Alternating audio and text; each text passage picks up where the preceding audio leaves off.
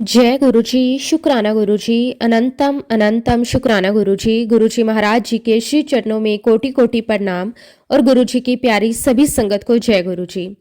संगत जी, जब जिंदगी की राहों पर अंधेरा घना हो जाता है, जब हर ओर प्रश्न ही प्रश्न हो, उत्तर कहीं दिखाई ना दे, जब दुख पीड़ा और परेशानियां हमारे विश्वास को डगमगाने लगे, तब गुरु जी हमें बुलाते नहीं, वो हमें अपनी शरण में ले लेते हैं। गुरु जी की शरण कोई साधारण आश्रय नहीं, वो तो ऐसी दिव्य गोद है जहां आकर आत्मा को सुकून मिलता है, जहां टूटे हुए हौसले फिर से सांस लेने लगते हैं। और जिस दिन गुरु जी हमें स्वीकार कर लेते हैं, उस दिन से जीवन की परिभाषा बदल जाती है। दुख आते तो हैं पर टिकते नहीं, बीमारियां होती हैं पर डर बनकर नहीं रहती, परेशानियां घेरती हैं पर हमें तोड़ नहीं पाती, क्योंकि अब गुरुजी हमारे साथ चलते हैं। गुरुजी चमत्कार सिर्फ बाहर नहीं करते, वो सबसे बड़ा चमत्कार हमारे भीतर करते हैं। डर को विश्वास में बदल देते हैं, आंसुओं को शुक्राने में और असहाय जीवन को भक्ति, प्रेम और आत्मबल में भर देते हैं।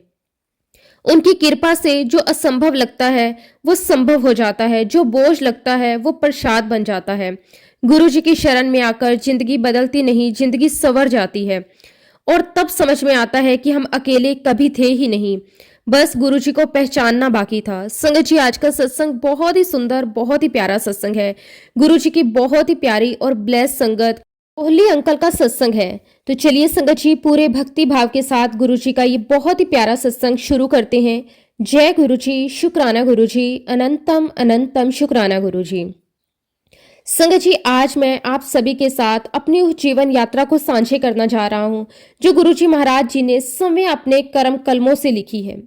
उससे पहले संगत जी, मैं अपने दिल की गहराइयों से गुरु जी महाराज जी का बहुत बहुत शुक्राना करता हूं कि गुरु जी आपने इस दास को ये दात बख्शी कि मैं आपकी महिमा, आपकी कृपा और आपके चमत्कारों से भरी इस यात्रा को आपकी साथ संगत के साथ साझा कर सकूं।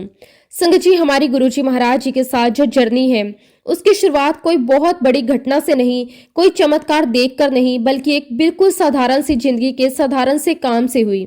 संगत जी, साल 1999 हमारा फैमिली बिजनेस है ड्राई क्लीन का, और संगत जी हमारी शॉप नोएडा में है। संगत जी, आप में से बहुत सारी संगत जानती होगी कि गुरुजी महाराज जी की पुरानी और ब्लेस संगत सिंगला अंकल अक्सर अपनी ड्राई क्लीनिंग के कपड़े हमारी शॉप पर लेकर आया करते थे। संगत जी, वो एक बिल्कुल सामान्य ग्राहक की तरह आते, कपड़े देते, बिल बनता और समय समय पर कपड़े लेकर चले जाते। उस समय हमें नहीं पता था कि गुरुजी महाराज कितने शांत, कितने रहस्यमय और कितने सुंदर तरीके से हमारी जिंदगी में प्रवेश करने वाले हैं।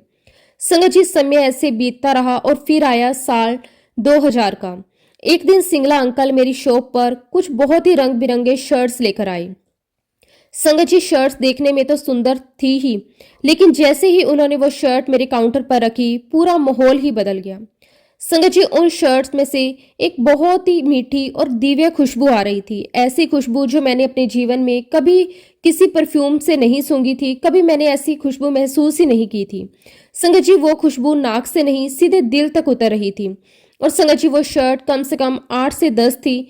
मेरे मन में पहला विचार यही आया कि शायद सिंगला अंकल के कोई मेहमान घर आए होंगे और ये उन्हीं के कपड़े होंगे, जो इतनी स्ट्रॉन्ग खुशबू आ रही है, और शायद उन लोगों ने बहुत ही ज्यादा परफ्यूम लगाया होगा। संगत जी, उस समय ना तो मुझे उस खुशबू का रहस्य पता था और ना ही ये समझती कि ये खुशबू किसकी मौजूदगी का संकेत है। इस प्रकार संगत जी, सिंगला अंकल 2-3 बार ऐसे ही शर्ट्स ड्राई क्लीन के लिए लाते रहे और हर बार वही दिव्य खुशबू, वही अलग सी अनुभूति।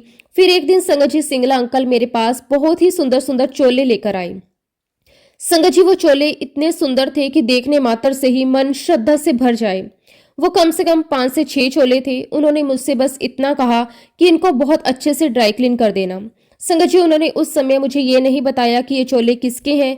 मैंने भी कोई सवाल नहीं किया। संगत जी, मैंने पूरे ध्यान और ईमानदारी से चोलों को बहुत अच्छे से ड्राई क्लीन किया, उन्हें सलीके से पैक किया और सिंगला अंकल को सौंप दिया। लेकिन संगत जी, उन चोलों में से भी वही दिव्य खुशबू आ रही थी, इतनी स्ट्रॉन्ग, इतनी मधुर, इतनी पवित्र खुशबू कि हमारी शॉप का ड्राई क्लीनिंग का काम नीचे वाले फ्लोर पर होता था और वो खुशबू ऊपर वाले फ्लोर तक अपने आप पहुंच जाती थी। संगत जी, हम सब हैरान थे कि आखिर ये खुशबू आ कहां से रही है। लेकिन संगत जी, ना मैंने कभी सिंगला अंकल से इस बारे में कुछ पूछा और ना ही उन्होंने कभी कुछ बताया, और ये सारा सिलसिला ऐसे ही चलता रहा। कभी शर्ट्स आते, कभी चोले आते और कभी दूसरे कपड़े। एक बार संगत जी सिंगला अंकल बहुत सारे कर्टन्स लेकर आए।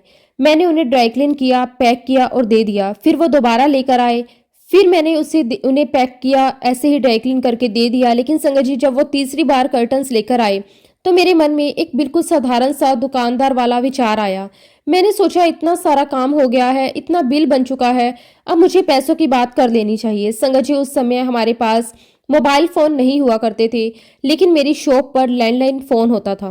और संगत जी जैसे ही ये विचार मेरे मन में आया, थोड़ी ही देर में फ़ोन की घंटी बज उठी। मैंने फ़ोन उठाया, उधर से आवाज़ आई ठेठ पंजाबी में, सिंगला आया? मैंने जवाब दिया, हाँ जी हुने आए। पर्दे लेकर चले गए। और फिर संगत जी उधर से आवाज़ आई, तेरे कितने पैसे हुए? संगत जी उस पल में एकदम ठहर सा गया, मैं सोच में पड़ गया। अभी अभी तो मैं अपने मन में सोच ही रहा था कि मुझे पैसे मांगने हैं और मैंने ये बात किसी से कही भी नहीं। और फिर ये कौन है जो मेरे मन की बात बिल्कुल उसी समय जान गया? संगत जी देखिए मेरे दिमाग में उस समय क्या विचार आया। मुझे लगा कि सिंगला अंकल का बिल बहुत ज्यादा बन चुका है और इसीलिए वो किसी बड़े आदमी से अप्रोच लगवा रहे हैं। और संगत जी जो आदमी मुझसे फोन पर बात कर रहा था, मेरे मन में यही विचार आया कि ये जरूर कोई गवर्नमेंट का कोई बहुत बड़ा एम्प्लॉय होगा। उसकी आवाज में एक अलग ही ठहराव था, एक अलग ही अधिकार था और सबसे बड़ी बात संगत जी उसकी बातों में एक अजीब सी शांति थी। जब ये सारी बातें मेरे दिमाग में चल रही थी तो आखिरकार मैं अपने आप को रोक नहीं पाया और मैंने उनसे पूछ ही लिया, जी आप कौन बोल रहे हैं? और संगत जी उधर से जो जवाब आया उसने मुझे अंदर तक हिला दिया। उधर से आवाज आई, मैं भाटी माइंस से बोल रहा हूँ। संगत जी उस पल मेरे हाथ पैर ठंडे पड़ गए, क्योंकि भाटी माइंस का नाम सुनते ही मेरे मन में और भी बड़े बड़े ख्याल आने लगे। मैं मन ही मन और ज्यादा घबरा गया। मुझे लगा ये कोई बहुत बड़ा आदमी है, ये सिंगला अंकल के जरिए मुझसे अप्रोच लगा रहे हैं। संगत जी इतनी सारी बातें सोचते सोचते मैं इतना नर्वस हो गया कि बिना कुछ बोले मैं अपने आप ही फोन मैंने कट कर दिया। और उसके बाद संगत जी मैं बहुत देर तक उसी फोन को देखता रहा।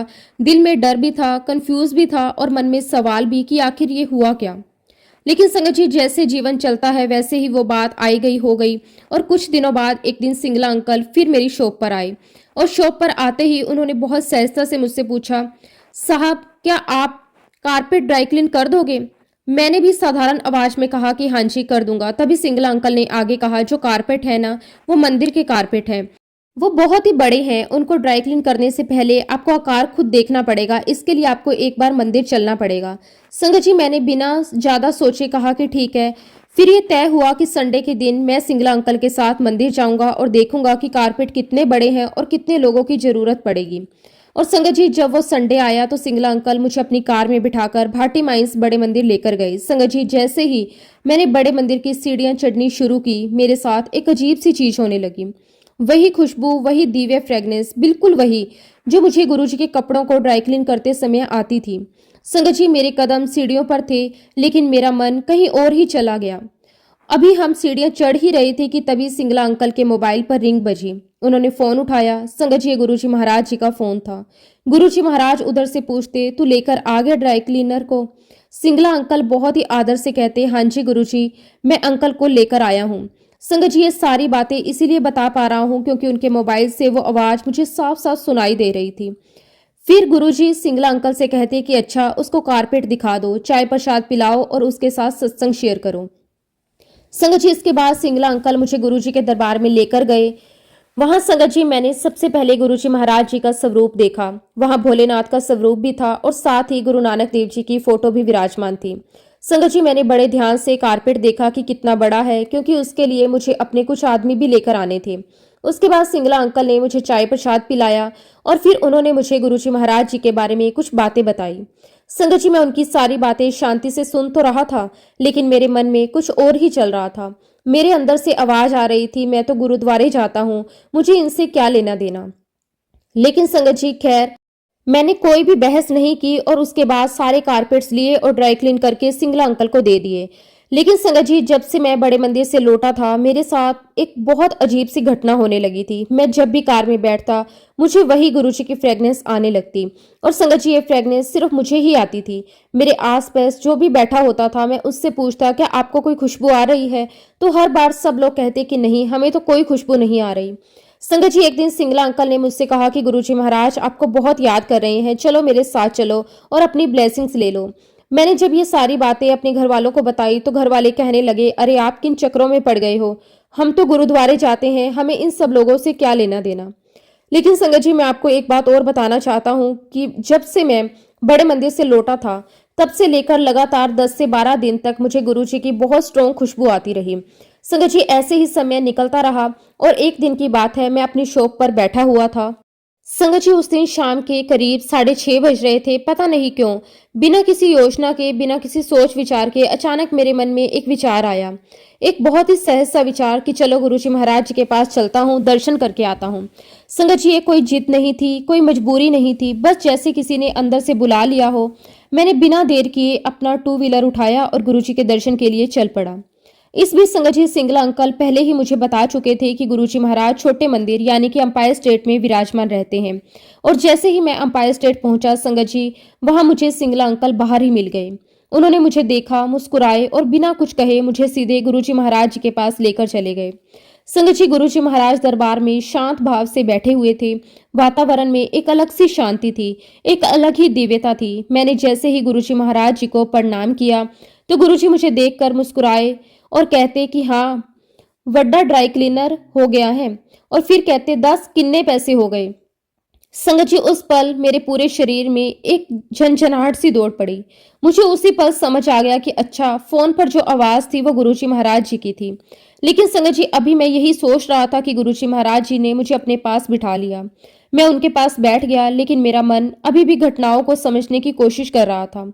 और तभी गुरुजी महाराज मुझसे कहते, तू टू व्हीलर पर ना आया कर। संगत जी, ये सुनकर मुझे बड़ा आश्चर्य हुआ। मैं मन ही मन सोचने लगा, इन्हें कैसे पता कि मैं टू व्हीलर पर आया हूँ। लेकिन संगत जी, उस समय मुझे कहाँ पता था कि गुरुजी महाराज साक्षात भगवान है, साक्षात ईश्वर है।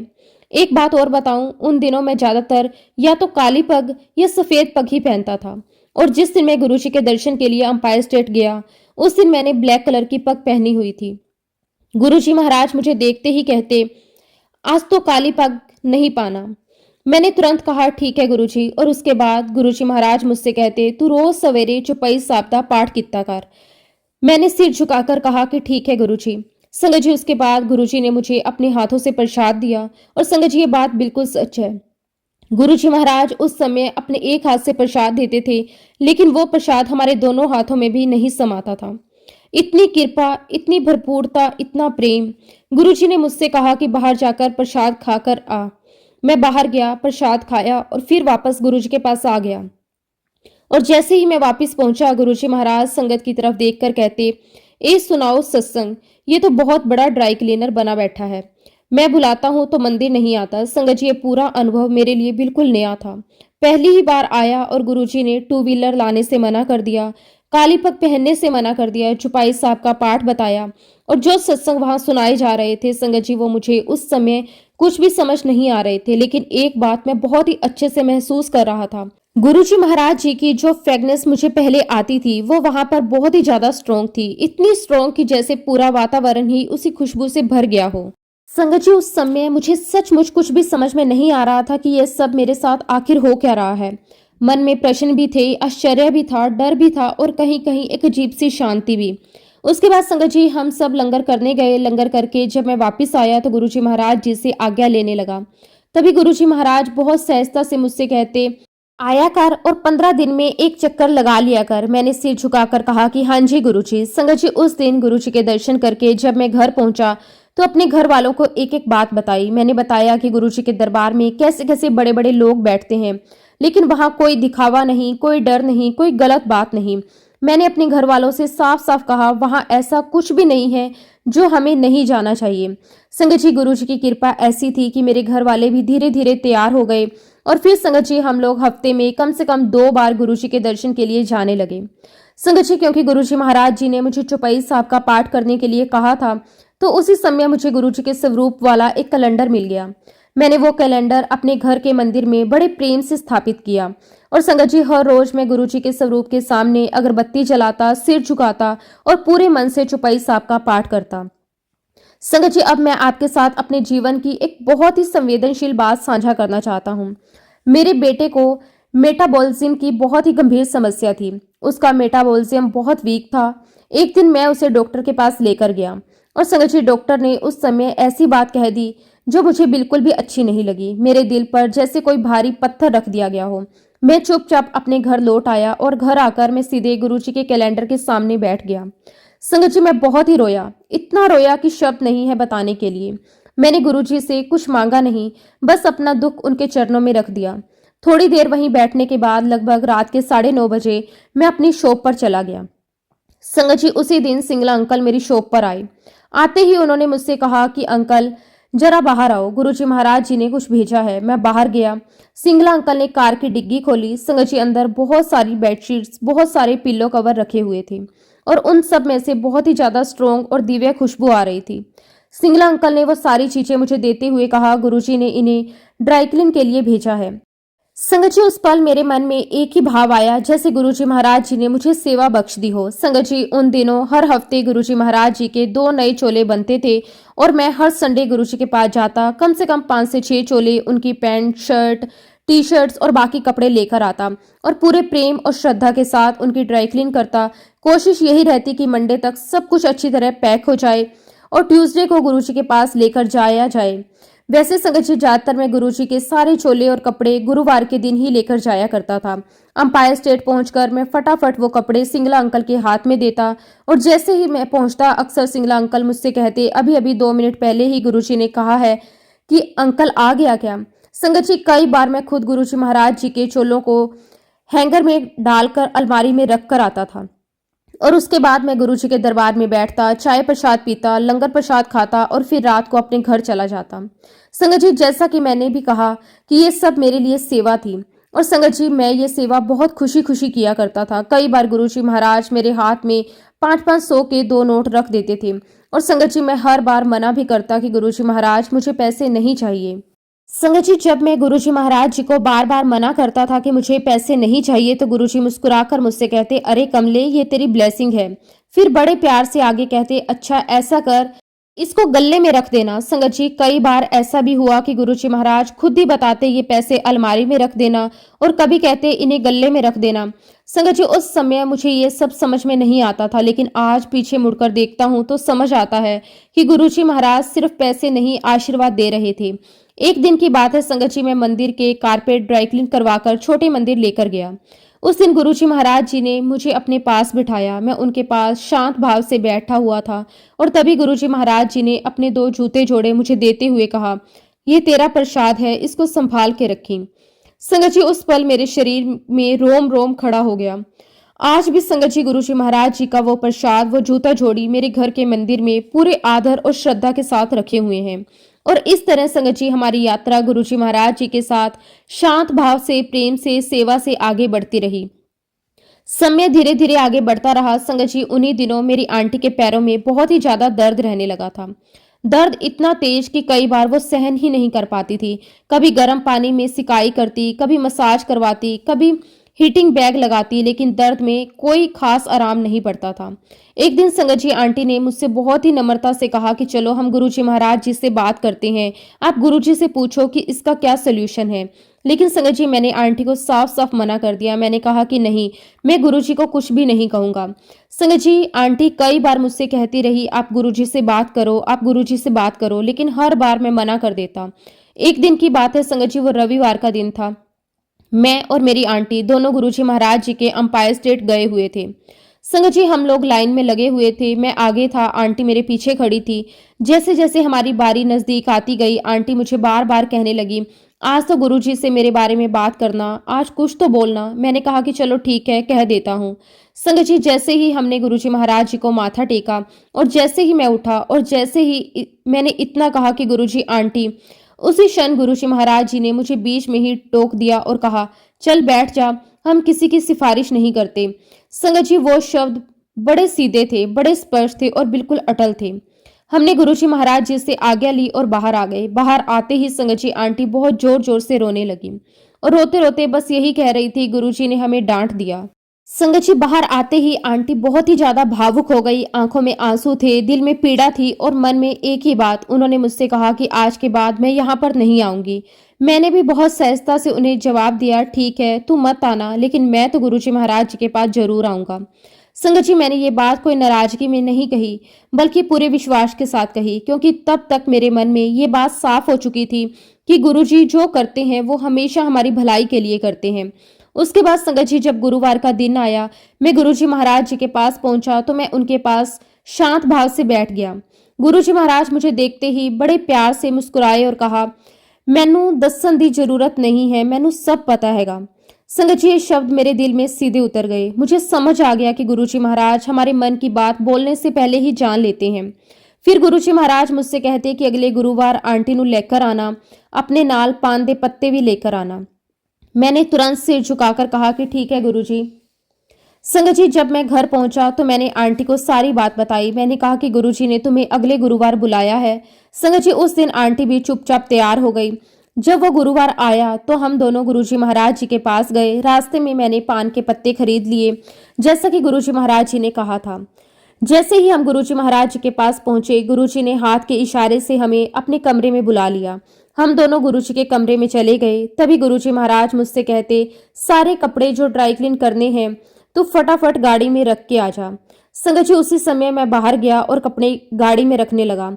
जब मैं वापस लौटा तो मैंने देखा कि गुरुजी महाराज अपने कमरे से बाहर आ रहे थे और मुझे देखते ही गुरुजी महाराज बिल्कुल सहजता से कहते, अंकल आज मैंने आंटी दी सर्जरी कर दी है। मैंने बस इतना ही कहा कि ठीक है गुरुजी। संगत जी, उस समय मुझे इस बात की गहराई का अंदाजा नहीं था। मैं जब आंटी के पास गया तो आंटी ने मुझे बताया कि गुरुजी महाराज जी ने मुझे अपने तरीके से ट्रीटमेंट किया है। उन्होंने मेरे पैरों पर पत्ते रखे और अपनी चांदी की चम्मच से इलाज किया। संगत जी, हमने फिर गुरुजी महाराज जी से आज्ञा ली और रात को घर के लिए निकल पड़े।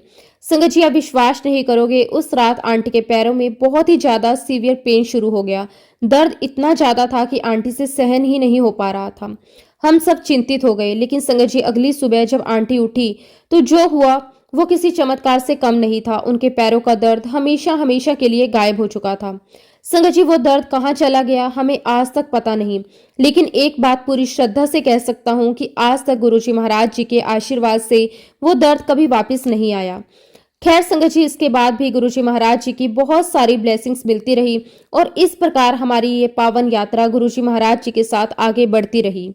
संगत जी, उन दिनों मेरी बेटी 11वीं क्लास में थी और उसने साइंस सब्जेक्ट ले रखा था। संगत जी, बेटी पढ़ाई में काफी मेहनती थी और मन में डॉक्टर बनने का एक सपना भी कहीं ना कहीं पल रहा था। उन्हीं दिनों संगत जी, बद्दी में जो डेंटल कॉलेज है उसकी बिल्डिंग का इनॉग्रेशन था और उस कार्यक्रम में हम लोग भी गए हुए थे। संगत जी, मैं गुरुजी महाराज जी के पास ही खड़ा था। चारों तरफ काफी लोग थे, डॉक्टर थे, प्रोफेसर थे, सफेद कोट पहने हुए कई लोग आ जा रहे थे। तभी गुरुजी महाराज मेरी तरफ देखते और बड़े सहज भाव से मुझसे पूछते कि अंकल देखो कितने सारे डॉक्टर हैं। मैंने सिर झुकाकर कहा कि हाँ जी गुरुजी। गुरुजी महाराज थोड़ा मुस्कुराए और फिर बड़े सहज ढंग से कहते कि अंकल बेटे नू डॉक्टर बनाना है। संगत जी, उस पल मुझे ऐसा लगा जैसे गुरुजी सब कुछ पहले से ही जानते हो। मैंने तुरंत कहा ठीक है गुरुजी। संगत जी, इसके बाद समय आगे बढ़ा। मेरी बेटी ने 12वीं क्लास पूरी की और उसके बाद मेडिकल एंट्रेंस एग्जाम दिए। उन दिनों संगत जी, मेडिकल के 2 पेपर हुआ करते थे। मेरी बेटी का एक पेपर हो चुका था और दूसरा पेपर अभी बाकी था। इसी बीच संगत जी, एक गुरुवार के दिन मैं गुरुजी महाराज जी के दर्शन के लिए पहुंचा। जैसे ही मैं गुरुजी के पास बैठा, गुरुजी मुझसे पूछते बेटी की कर रही है। मैंने बड़े सम्मान से गुरुजी को बताया कि गुरुजी उसने मेडिकल एंट्रेंस का एक पेपर दे दिया है और अभी दूसरा पेपर बाकी है। संगत जी, मेरी बात पूरी भी नहीं हुई थी कि गुरुजी महाराज तुरंत बोल पड़े, नहीं उसने मेडिकल नहीं करना, उसको मना कर दो। संगत जी, ये शब्द बिल्कुल साफ थे, बिल्कुल स्पष्ट थे। मैंने बिना कोई सवाल किए सिर झुकाकर कहा कि ठीक है गुरुजी। संगत जी, जब मैं उस रात घर पहुंचा तो मैंने अपनी बेटी को प्यार से बुलाया। मैंने उससे कहा कि बेटा, गुरुजी महाराज जी ने मना किया है कि मेडिकल नहीं करना। संगत जी, मेरा इतना कहना था कि मेरी बेटी फूट फूट कर रोने लगी। उसने रोते हुए कहा कि पापा, मैंने तो बस यही पढ़ाई की है, अब मैं आगे क्या करूंगी। उसकी आंखों में डर था, एक टूटता हुआ सपना था। मैंने उसे प्यार से समझाया और कहा कि तू चिंता क्यों करती है, गुरुजी महाराज है ना, वो सब कुछ देख लेंगे। संगत जी, उसके बाद जब रविवार आया तो मेरे साथ मेरी बेटी भी गुरुजी महाराज जी के दर्शन करने गई। हम लाइन में लगे हुए थे। संगत जी, जैसे ही हमारी बारी आई, मेरी बेटी ने गुरुजी महाराज जी को माथा टेकने के लिए झुकते हुए बस अपना मुंह खोला ही था।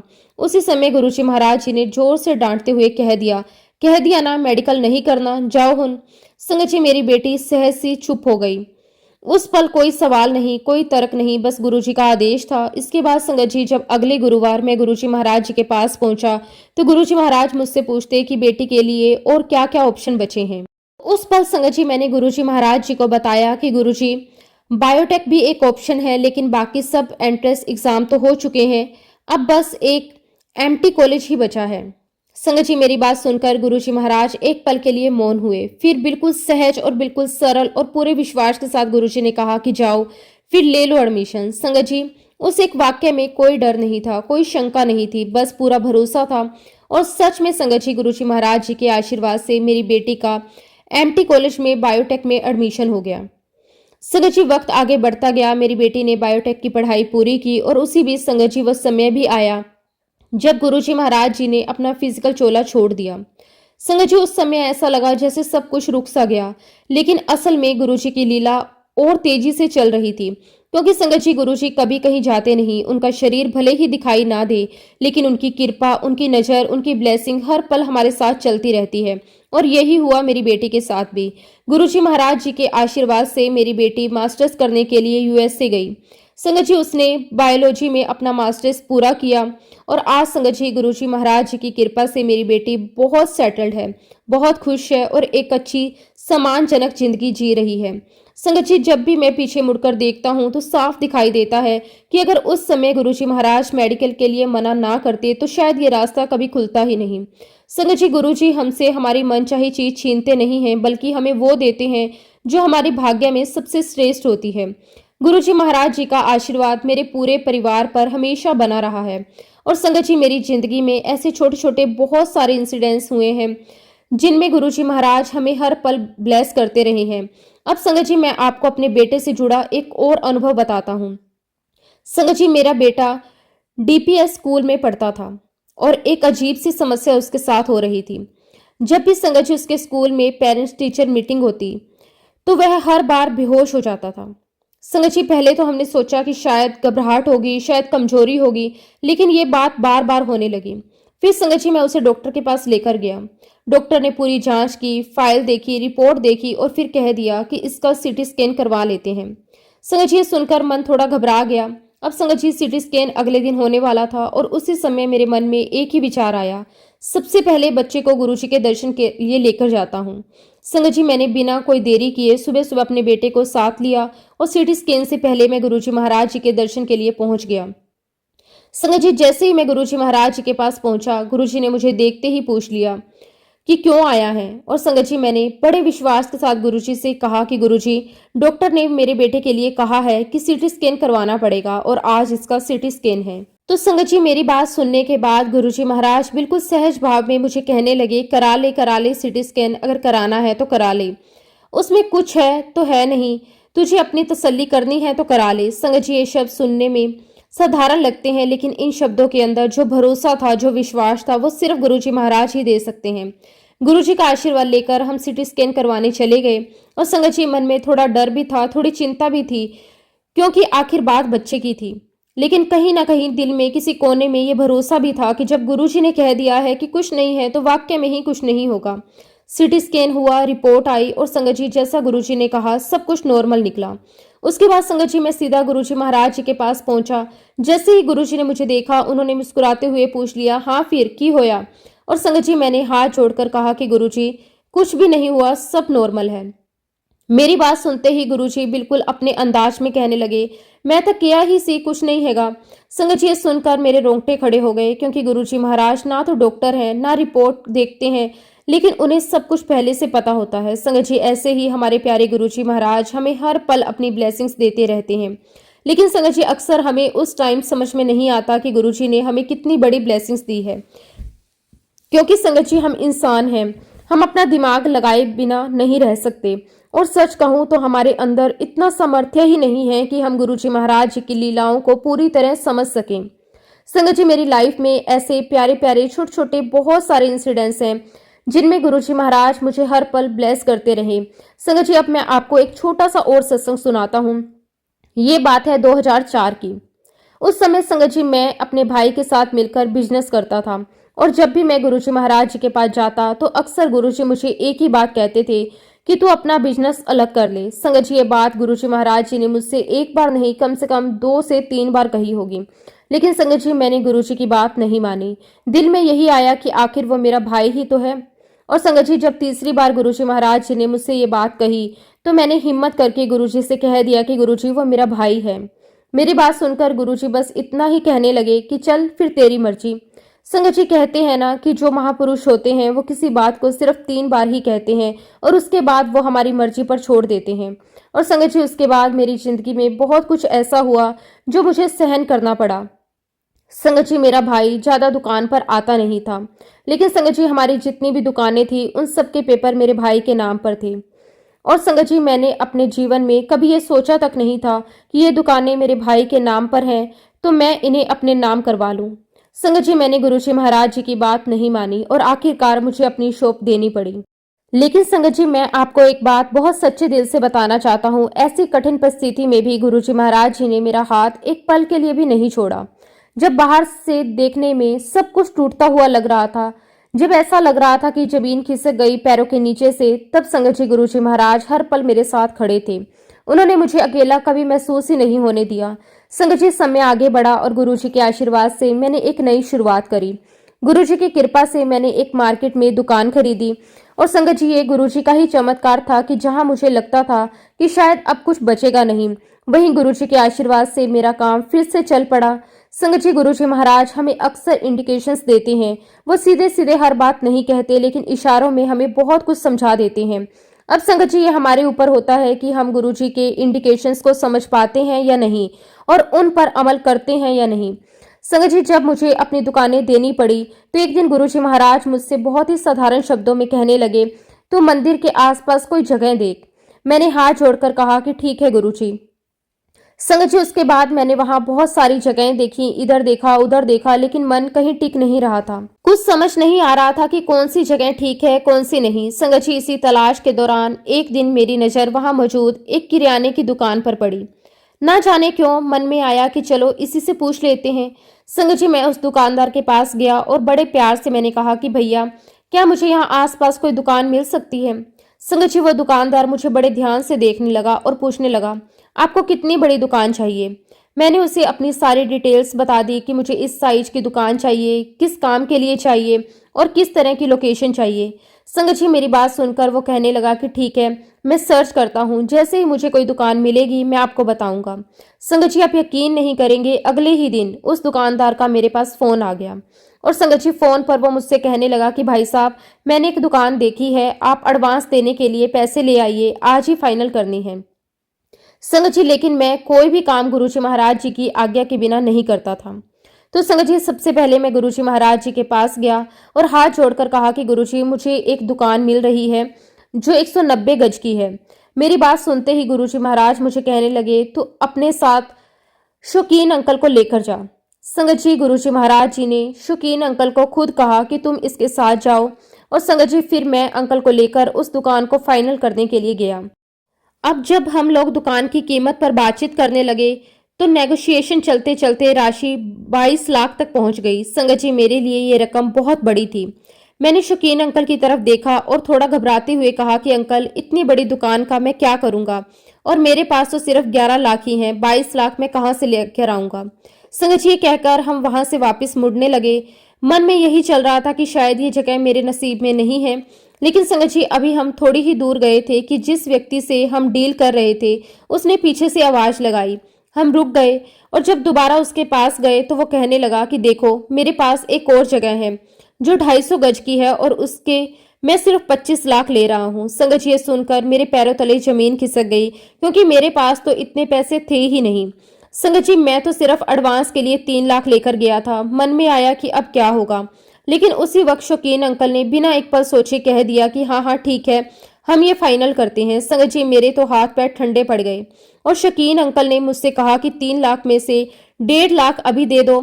संगत जी, मैं कुछ कह ही नहीं पाया, बस गुरुजी महाराज जी को मन ही मन याद किया और 1.5 लाख एडवांस दे दिए।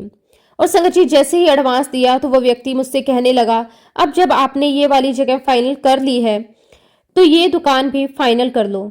शौकीन अंकल ने पूछा कि इसके कितने लोगे। उसने अपनी कीमत बताई और संगत जी शौकीन अंकल ने वो भी फाइनल कर दी। उसका भी एडवांस दिलवा दिया। संगत जी अब मेरे सब्र का बांध टूट गया। मैंने अंकल से कहा कि अंकल मैं इतने पैसे कहाँ से लाऊंगा। अंकल ने मुझे बड़े प्यार से देखा और कहा चिंता मत कर, गुरुजी महाराज सब देख लेंगे। संगत जी ये शब्द सुनते ही मेरे दिल को थोड़ी शांति मिली और हम सीधे गुरुजी महाराज जी के पास पहुंचे। जैसे ही गुरुजी महाराज जी ने हमें देखा उन्होंने पूछ लिया, हाँ भाई सब हो गया।